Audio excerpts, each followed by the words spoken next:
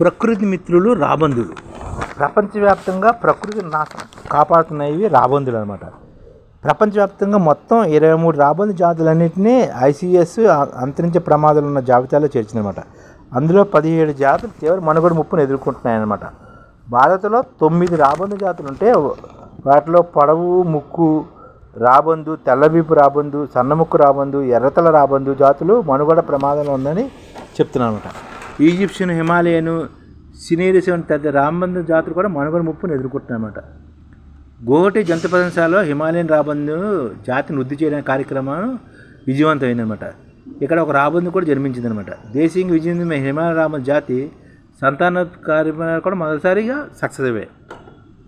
ప్రపంచవ్యాప్తంగా జరిగిన రాబందుల పునరుత్పత్తిలోని భారతదేశం రెండోది అనమాట.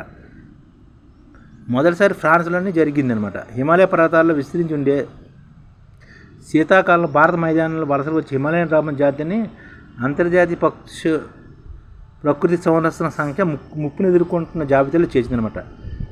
ఇక భారతదేశంలోని 17 జాతులు ఉంటాయి. అందులోని ముప్పును ఎదుర్కొన్న జాతులు 9 జాతులు భారతదేశంలో ఉన్నమాట. అవి ఏంటంటే పొడవు ముక్కు రాబందు, తెల్లవీపు రాబందు, సన్నముక్కు రాబందు, ఎర్రతల రాబందు ఈ ముప్పును ఎదుర్కొంటున్నారు. అలాగే ఈజిప్షియన్, హిమాలయన్, సినేరిస్ రాబందులు కూడా ముప్పును ఎదుర్కొంటున్నారన్నమాట. గత 20 సంవత్సరాల్లోనే తెల్లవీపు రాబందులు 99%, పొడవు ముక్కు చిన్న ముక్కు రాబందులు 47% కనుమరుగయ్యాయి. 97% కనుమరుగైపోయాయి అన్నమాట. భారత్కు ఒక్క రాబందు తగ్గిపోవడానికి పశువులు వాడే డైక్లోఫినాక్ ఔషధం కారణమని తేలింది. రాబందులు తగ్గిపోవడానికి కారణం ఏంటంటే పశువుల్లో వాడే డైక్లోఫినాక్ అనే ఔషధం తేలిందనమాట. తర్వాత ఈ ఔషధాన్ని ప్రభుత్వం నిషేధించింది. డైక్లోఫినాక్ ప్రత్యామ్నాయంగా పశువులు ఉపయోగించే పలు ఔషధాలు రాబందులు ప్రమాదకరం గుర్తించి వాటిని కేంద్ర ప్రభుత్వం నిషేధం చేసింది. రాబందుల కోసం దేశంలోని వివిధ ప్రాంతాల సంరక్షణ సంతానోత్పత్తి కేంద్రాలను కూడా నెలకొల్పారన్నమాట. హర్యానాలోని పిజౌర్, మధ్యప్రదేశ్లోని భోపాల్, అస్సాంలోని రాణి, పశ్చిమ బెంగాల్లోని రాజ్కాట్ కావాలని ఈ తెల్లవీపు రాబందులు, సన్నముక్కు రాబందులు, పొడముక్కు రాబందులకి సంరక్షణ సంతానోత్పత్తి కార్యక్రమాలు కూడా చెప్తున్నమాట. ఇప్పటిదాకా సంరక్షణ కేంద్రాలు 3 రకాల జాతులకు చెందిన సుమారు 400 రాబందు సంతానోత్పత్తి ద్వారా పుట్టించారన్నమాట. అందులో కొన్నింటిని ప్రకృతిలో వదిలిపెట్టారు. శరీరానికి అమర్చిన ఉపకరణాల సైతం వాటిని గమనిస్తున్నారు కూడా. హైదరాబాద్, భువనేశ్వర్, జునాగఢ్, రాంచీలోని జూలో కూడా ప్రత్యేక రక్షణ ప్రత్యుత్పత్తి కేంద్రాలను కూడా జంతు ప్రదర్శనశాలను కూడా నిర్వహిస్తున్నమాట. బాంబే నేచురల్ సొసైటీ సహకారంతో రాబందులు కూడా కాపాడుతున్నారు. ఎన్ని చర్యలు తీసుకుని రాబందు సంఖ్య భారతదేశం నానాటికి తగ్గిపోతుంది. సంవత్సరానికి ఒకే గుడ్డి పెట్టే తక్కువ ప్రత్యుత్పత్తి సామర్థ్యం, పరిపక్వత దశకు చేరడానికి ఎక్కువ సమయం తీసుకునే వంటివి ఈ రాబందు సంఖ్య పెరుగుదలకు అవరోధంగా ఉన్నాయన్నమాట. అనుకోని విపత్తులకు సంబంధించిన రాబందులు తీవ్రంగా ప్రభావితం అవుతున్నాయి. వాటి జనాభా రెట్టింపు కావడానికి అన్ని అనుకూల పరిస్థితులు కనీసం 10 ఏళ్ళు పడుతుందని అంచనా.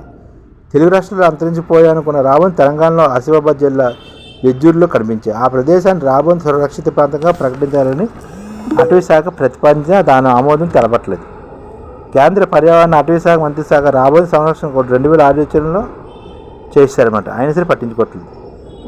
రాబందుల రక్షణగా గాయపడిన రాబందుల కోసం సంరక్షణ కేంద్రాలు, ప్రతి 4వసారి రాబందు జనాభాను లెక్కటడాలు ఇలాంటివన్నీ చేసి రాబందులో ప్రకృతి మానవ జరిగే మేలును గుర్తించి రాబందులను కాపాడుకోవడం మన అందరి ధర్మంగా భావించాలన్నమాట. ఎందుకంటే రాబందులు భారతదేశానికి ఎంతో మేలు రాబందుల వల్ల.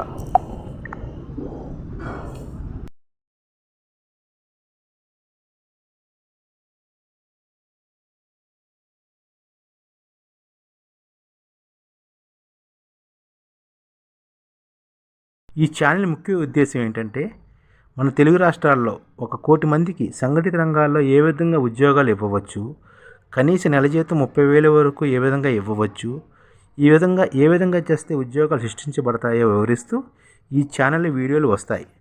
అలాంటి వీడియోలు మీకు కావాలంటే మన IDF భాస్కర్ ఛానల్ని సబ్స్క్రైబ్ చేసుకోండి.